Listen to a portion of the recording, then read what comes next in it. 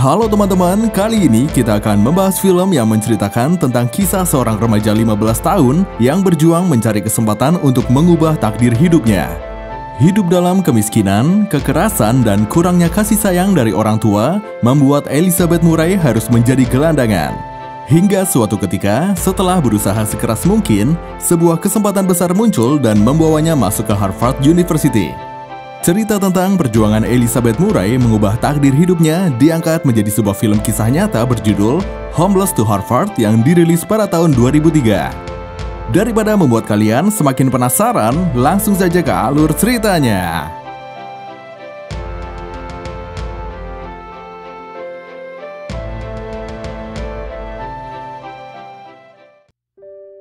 Film dimulai dari seorang anak perempuan bernama Elizabeth Murray atau Liz yang tinggal bersama keluarga yang luar biasa kacau. Ibunya bernama Jenny, seorang pecandu narkoba dan alkohol serta penderita skizofrenia.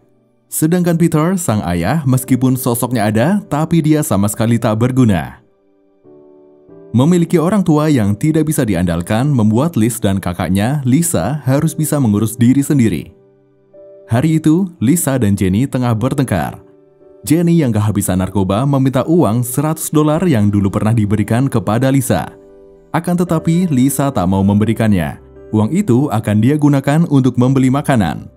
Liz ikut membantu menjelaskan pada Jenny bahwa mereka butuh uang itu untuk bertahan hidup.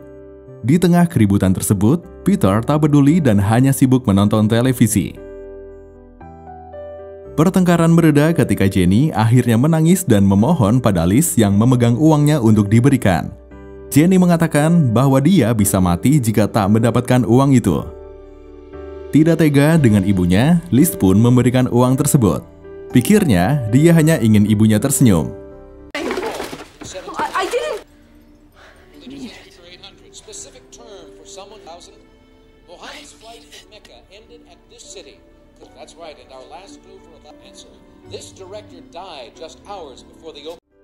Selanjutnya, Jenny pergi keluar untuk membeli obat-obatan. Setelah ibunya keluar, Liz kemudian memaksa Peter untuk menyusul Jenny agar uangnya tak dirampok di jalan. Sembari mengamati orang tuanya melakukan transaksi pembelian narkoba, Liz berdiri di dekat tempat sampah memakan makanan yang masih layak. Kemudian suatu hari, datanglah petugas dinas sosial bersama polisi ke rumah mereka. Petugas dinas sosial pun melihat betapa tidak layak huninya rumah itu. Jenny langsung ditangkap untuk dibawa ke pusat rehabilitasi. Petugas menegur Lisa dan Liz yang tak menggantikan tugas ibu mereka untuk membersihkan rumah dan juga tidak pergi ke sekolah. Seperti biasa, Peter tetap diam saja seakan tak terjadi apa-apa. Why don't you take your medication like a good girl? She just takes too many other things on top of it. Okay. I can take you anytime I want. Liz kemudian turun mengikuti kemana Jenny dibawa. Petugas memperingatkan Liz yang berlari keluar bahwa jika Liz tak mau membersihkan rumah, dia akan dimasukkan ke home group. Sampai di bawah, Liz terus meronta meminta ikut bersama ibunya, tapi polisi menahannya. Hari berikutnya, Liz pun berangkat ke sekolah. Dia menjadi bahan ejekan teman-temannya karena bau. Liz memang tak pernah mandi, tak pernah berganti pakaian ataupun pakaian dalam. Dia terkena kutu yang membuat kulitnya gatal. Bahkan saat itu, Liz ke sekolah dengan perut kosong dan sakit gigi. Dia pernah melihat Lisa mencoba mandi, akan tetapi ayahnya justru tertawa. Sebab itulah Liz tidak tahu cara mengurus diri. Karena sudah lama tak masuk sekolah, tadinya gurunya tak akan memberikan Liz soal ujian. Tapi Liz bilang dia akan mengerjakan karena soalnya terlihat tak terlalu sulit. Selesai ujian, Liz dipanggil oleh gurunya. Ternyata, meskipun jarang ke sekolah, Liz mendapatkan nilai 100 dari ujian hari itu. Setelah memuji kepintaran Liz, gurunya memberitahu perlahan bahwa Liz memang bau. Dia pun bertanya, kapan terakhir kali Liz mandi? Liz tak bisa menjawabnya. Tak ingin ibunya disalahkan karena tak mengurusnya dengan benar, Liz berkata kalau semua itu salahnya sendiri. Gurunya kemudian memberikan pakaian dan mengingatkan Liz untuk mandi ketika pulang nanti. Gurunya bertanya bagaimana Liz bisa sepandai itu meski tak pernah berangkat ke sekolah. Liz menjawab dia hanya belajar, membaca ensiklopedi yang dipungut tetangganya. Gurunya menyayangkan Liz yang jarang ke sekolah.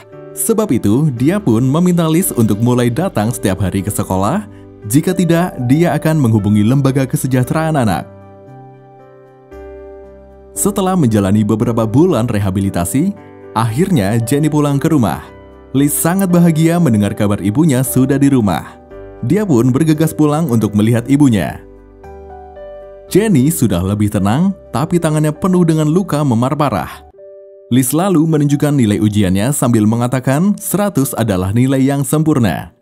Namun Jenny tiba-tiba menangis. Dia berkata tak pernah mendapatkan nilai karena tak sekolah. Dulu dia kabur dari rumah saat usianya masih sangat muda. Selanjutnya, Jenny memberitahu Liz bahwa dia mengidap penyakit AIDS. Dia tidak bisa lagi memakai narkoba dan akan tinggal di rumah orang tuanya. Sebab jika masih ada Peter, dia tidak akan bisa berhenti dari obat-obatan. Katanya, Lisa sudah ada di sana. Liz tak ingin ibunya pergi, tapi juga tidak ingin ikut tinggal di rumah kakeknya, mengingat adik ibunya pernah diperkosa kakeknya. Akhirnya, Liz memutuskan tetap tinggal bersama ayahnya. Beberapa waktu kemudian, petugas dinas sosial datang lagi memarahi Liz yang masih tak datang ke sekolah. Baik pihak sekolah maupun dinas sosial sudah berkali-kali memberi peringatan kepada Peter, tapi selalu tidak dihiraukan. Liz pun akan dibawa ke home group. Petugas berkata Liz perlu orang dewasa yang bisa mengurus. Lagi-lagi Peter tak peduli. Dia bahkan membantu mengemasi barang-barang Liz. We all said clean up this place and go to school. Elizabeth, have you? No, I don't know. I do. I'm taking... No! No! I'll go to school! Your sister goes to school. Don't make a fuss. Ketika Liz dibawa pergi, Peter justru mempersiapkan alat untuk memakai obat-obatan. Secara hukum, Peter juga tak memiliki posisi kuat untuk melindungi Liz karena dia tak menikah dengan Jenny. Hanya saja dia adalah ayah biologis Liz. Faktanya, grup home justru jauh lebih mengerikan dari keadaan di rumah. Grup home hanya berisi anak-anak nakal yang dihukum karena tak masuk ke sekolah. Sebagai penghuni baru, Liz hanya bisa diam melihat semua perundungan yang terjadi di sana. Sebenarnya, Liz bisa saja keluar dari grup home jika orang tuanya menjemput dalam jangka waktu 24 jam. Tapi, apa yang mau diharapkan dari seorang ayah seperti Peter? Singkat cerita, setelah masa hukumnya selesai, dia pun keluar dan pulang ke rumah kakeknya di mana ibu dan kakaknya tinggal. Banyak hal yang telah berubah. Lisa sudah tumbuh menjadi gadis dewasa yang cantik dan masih melanjutkan sekolahnya. Sedangkan Jenny sudah sembuh dari narkoba, namun masih perlu mengkonsumsi obat untuk skizofrenianya. Jenny memberitahu kalau Peter sudah menjadi gelandangan karena tak bisa membayar apartemen. Liz merasa sedih bukan karena ayahnya, namun barang-barangnya termasuk ensiklopedi miliknya pun dibuang. Liz kemudian menghabiskan waktu bersama ibunya di sebuah kafe. Di saat mereka berdua asik berbincang, Jenny tiba-tiba bilang ingin pergi ke seberang. Ketika Liz susuli, ternyata Jenny minum di sebuah bar. Kehidupan baru Liz baru saja dimulai. Dia mulai masuk ke sekolah lagi. Meski bukan sekolah bagus, tapi setidaknya kini dia sudah tidak bau. Di sekolah barunya, dia mendapat teman sekelas bernama Chris. Di hari pertama mereka berteman, mereka saling melempar lumpur hingga pakaian mereka kotor semua. How'd you pull that off? I was in a group home. But you're not a freak. Yeah, I do.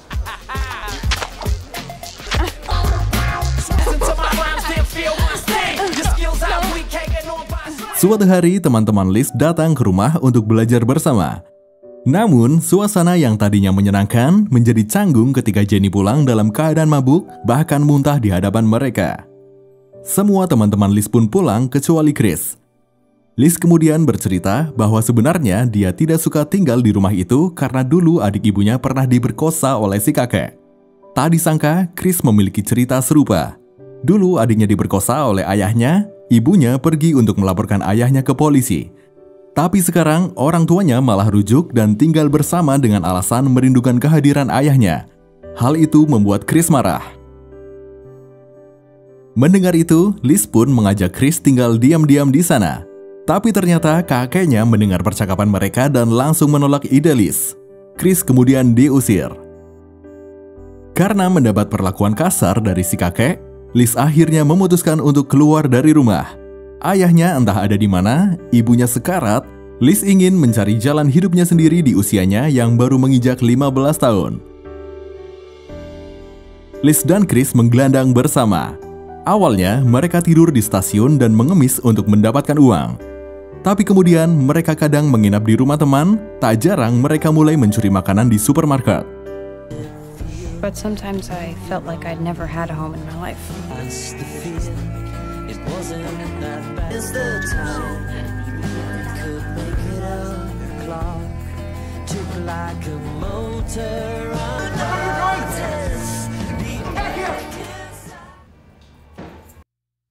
Beberapa waktu kemudian, Liz pulang untuk melihat kondisi ibunya.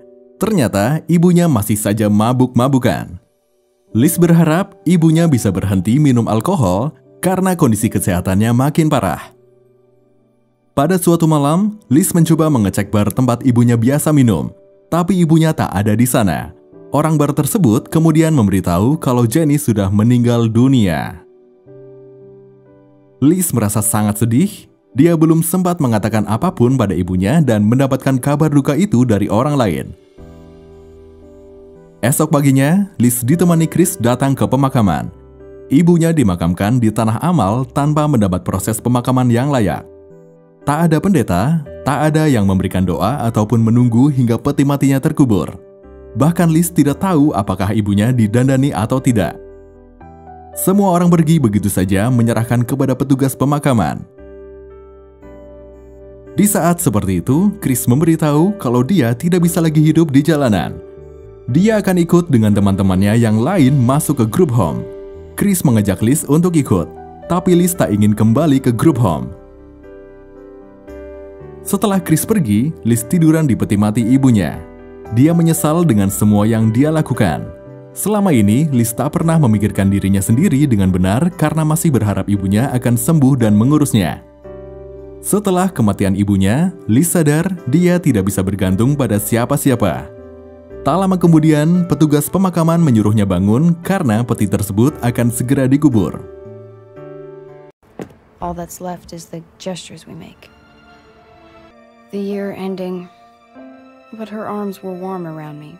Get out of there. But what did it matter?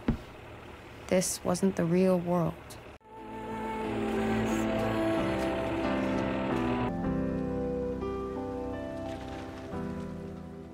Selanjutnya, Liz pergi ke rumah Eva berharap mendapat bantuan untuk tinggal di sana. Eva sendiri adalah tetangganya saat dulu tinggal di apartemen Peter. Beruntung, Eva mau menampungnya. Sebagai langkah awal mengubah hidupnya, Liz pergi mendaftar program beasiswa. Namun di hari dia harus melakukan wawancara dengan pria bernama David, dia terlambat 1 jam. Setelah meyakinkan petugas sekolah bahwa dia sangat membutuhkan beasiswa tersebut, Liz pun diminta menulis esai sembari menunggu David selesai wawancara peserta yang lain.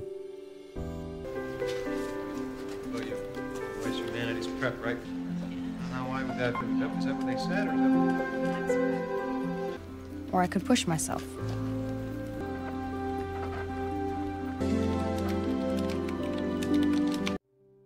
Ketika David keluar, Liz langsung menghadang meminta diberi kesempatan sambil memberikan esai yang dia tulis. Akhirnya, David memberikan kesempatan. Di dalam ruangan, Liz menjelaskan alasannya kenapa ingin mendapatkan program beasiswa itu. Dia mengatakan kematian ibunya belum lama ini adalah tamparan keras baginya untuk melanjutkan pendidikan. Selama ini, dia optimis ibunya akan membaik sehingga bisa mengurusnya. Tapi nyatanya, justru Liz lah yang selalu mengurus ibunya. Kini sudah saatnya Liz mengurus dirinya sendiri. Dia ingin memulai hidup yang baru. Mendengar itu, David pun menerimanya sebagai penerima program beasiswa. Namun David perlu bertemu dengan orang tua atau wali untuk mengurus berkas. Hari berikutnya, Liz pergi ke tempat penampungan untuk menemui Peter. Liz menyampaikan bahwa dia butuh bantuan Peter agar bisa sekolah lagi. Dia menjelaskan kalau Peter hanya perlu berbohong tentang pekerjaan dan alamat tinggalnya. Setelah sekian lama berpisah dan akhirnya bisa melihat Liz yang tumbuh dengan baik, membuat Peter mau membantunya. Liz dan Peter pun pergi ke sekolah. Sebelum masuk, Liz mengatakan pada ayahnya bahwa ini adalah satu-satunya kesempatan untuk dia bisa sekolah. Peter sempat khawatir tak bisa melakukannya dengan baik, tapi Liz meyakinkan bahwa ayahnya pasti bisa. Sesuai rencana, di pertemuan mereka dengan David, Peter mengarang pekerjaan dan alamat tinggalnya. Namun Peter agak kesulitan ketika tiba-tiba ditanya nomor telepon. Jadilah saat itu Liz membantu mengarang nomor teleponnya. Is there an apartment? Yep, 2B. 3B. Phone number? 555. 555. So that's it. I got stuff I gotta do. So. Yeah, that's it. Pertemuan berjalan lancar dan Liz bisa mulai mengikuti kelasnya. Namun Liz menyusul ayahnya ke depan untuk berterima kasih. Sebelum berpisah, Liz mengatakan bahwa saat masih kecil, baginya Peter adalah orang tua paling menarik karena selalu memiliki ide-ide untuk mengatasi masalah. Berkat Peter lah, Liz jadi tahu bahwa selalu ada cara untuk bertahan. Peter tersentuh mendengarnya. Dia pun memberitahu bahwa dia terkena AIDS, tapi dia sudah bersih dari narkoba. Tak ingin membuat Liz sedih, dia mengatakan dia akan baik-baik saja dan yakin Liz akan sukses di sekolah. Liz pun memulai sekolahnya. Dia memiliki pemikiran yang berbeda dari anak-anak yang lain. Saat itu, anak-anak lain bertanya mengapa mereka tak memiliki buku pelajaran. David meminta mereka memikirkan alasannya. Ada yang menjawab buku terlalu mahal sedangkan sekolah mereka miskin. Namun Liz menjawab berbeda. Dia mengatakan buku berisi perkataan orang lain yang memberitahu mereka satu sudut pandang. David terkesan dengan jawaban Liz. Dia berkata mereka tak menggunakan buku karena tak mau pikiran mereka dibatasi oleh pemikiran orang lain. Saat kelas selesai, Liz mendapat nilai A- untuk tugas pertamanya. Dia pun menghampiri David di kantor untuk bertanya bagaimana cara agar dia mendapat nilai A sempurna. David menjawab, A- adalah nilai yang sangat baik. Tapi Liz berkata, dia ingin tahu cara agar semuanya benar, sehingga kedepannya bisa mendapat nilai A sempurna. Melihat ambisi Liz, David pun menjelaskan kesalahan di tugas tersebut. Liz seringkali belajar di perpustakaan sekolah hingga larut malam. Hari itu, ketika David mematikan lampu perpustakaan saat hendak pulang, dia terkejut dengan keberadaan Liz di sana. What are you still doing here? Yeah, well, it's after 11. I'm locking up. David bertanya mengapa Liz belum pulang padahal sudah jam 11 malam. Liz menjawab dia sedang belajar aljabar. David bertanya lagi berapa banyak kelas yang Liz ikuti. Liz menjawab 5 kelas reguler, program hari Sabtu, kelas malam, dan beberapa kelas sains sepulang sekolah. Total ada 10 kelas yang diikuti. Liz menjelaskan umurnya sudah 17 tahun. Dia tidak ingin usianya mencapai 21 tahun ketika lulus SMA. David mengira Liz ingin menyelesaikan 4 tahun SMA dalam 3 tahun. Tapi ternyata Liz menargetkan selesai dalam waktu 2 tahun. Meski David meragukannya, Liz yakin dirinya bisa. Liz selalu belajar kapanpun dan dimanapun. Bahkan saat bekerja pun, dia menempelkan materi di dinding agar bisa sambil belajar. Liz tak pernah merasa berat melakukan semua itu, karena baginya hal yang dia lakukan membuatnya merasa hidup. Untuk pertama kalinya, dia punya jadwal teratur setiap hari. Suatu hari, Liz bertemu dengan Chris di stasiun. Mereka pun bercerita tentang kesibukan mereka masing-masing. Hari itu, Liz mengajak Chris untuk pergi ke sekolahnya. Dia ingin Chris juga bisa sekolah lagi. Sesampainya di sekolah, Liz mengatakan pada David bahwa dia ingin Chris bisa sekolah di sana juga. David menjawab, jika Chris cukup baik untuk Liz, maka Chris cukup baik juga untuknya. Selanjutnya, David memberitahu kalau dia akan mengirim 10 siswa terbaik untuk melakukan perjalanan ke Boston. Liz pikir dia tidak mungkin menjadi salah satu dari 10 siswa teratas. Betapa terkejutnya Liz saat David mengatakan dialah siswa terbaik di sekolah. David memberitahu bahwa mereka akan di Boston selama 5 hari dan seluruh biaya ditanggung sekolah. Liz masih tak menyangka dia yang selalu menjadi sampah bisa mendapatkan kesempatan seperti itu. David pun berkata, Liz bukanlah sampah. Perjalanan ke Boston akan membuat Liz memikirkan tentang perguruan tinggi. Chris yang mendengar percakapan mereka mengatakan kalau itu semua omong kosong. David meminta Chris sedikit bermimpi ingin jadi apa ketika dewasa nanti. Tapi Chris menjawab, dia sudah dewasa sejak umur 7 tahun. Dia hanya akan jadi tukang sampah dan menjual dirinya. Untungnya, Liz sudah keluar dari pikiran negatif seperti Chris, jadi dia tak terpengaruh. David dan 10 murid terbaiknya akhirnya tiba di Boston, tepatnya di Harvard University. Liz tampaknya kagum dengan semua yang bisa dia lihat. David menghampirinya dan mengatakan, semua yang Liz lihat adalah orang biasa. Tapi Liz masih merasa dia berbeda dengan orang-orang. Dia merasa tak disukai orang-orang. Dia bertanya-tanya dalam benaknya apa yang membuat orang-orang begitu berbeda. Liz berusaha sekeras yang dia bisa agar tidak perlu cepat-cepat bekerja hanya untuk bertahan hidup. Dia ingin sekolah dan kini dia bermimpi untuk kuliah. Bagi Liz, bisa berkunjung ke Harvard ibarat sudah menyentuh lapisan luarnya. Dia pikir, jika berusaha lebih keras lagi, mungkin dia bisa masuk dan belajar di sana. David mengatakan kepada Liz, masuk Harvard bukanlah jangkauan yang tidak mungkin. Beberapa waktu pun berlalu, Liz sadar dia punya kemampuan menulis. Jadi dia bertanya-tanya kepada petugas sekolah apakah ada program beasiswa yang syaratnya tak terlalu sulit. Petugas sekolah kemudian memberitahu tentang beasiswa The New York Times. Beasiswa tersebut akan memberikan dana $12.000 per tahun selama 4 tahun. Tentu itu adalah jumlah yang besar bagi Liz. Untuk ikut seleksi, syaratnya pun tak terlalu sulit. Hanya perlu menulis esai yang menjelaskan apa yang diyakini dari menjadi seorang yang berprestasi akademis dan bagaimana cara mengatasi tantangan atau hambatan apapun. Liz tertarik dengan program tersebut dan mulai mempersiapkan esainya. Dia ingin masuk Harvard dan menjadi maju dengan membaca semua buku terbaik di sana. H-1 pendaftaran ditutup, Liz baru meminta stempel sekolah untuk mendaftar program beasiswa tersebut. Petugas sekolah bertanya mengapa Liz baru akan mengirimkannya, padahal Liz sudah tahu sejak 4 bulan yang lalu. Ternyata Liz sengaja menunggu usianya genap 18 tahun sebagai tanda dia sudah dewasa. Sebab di dalam esai dia menjelaskan bagaimana hidupnya menjadi gelandangan. Setelah berusia 18 tahun, dia tidak akan ditangkap oleh dinas sosial karena bukan lagi anak-anak yang hidup tanpa orang dewasa. Beberapa hari kemudian, Liz pergi menemui Lisa memberitahukan bahwa dia lolos untuk seleksi wawancara beasiswa The New York Times. Untuk itu, Liz ingin meminjam pakaian yang layak untuk wawancara. Lisa pun memberikan mantel jaket yang dia kenakan saat itu.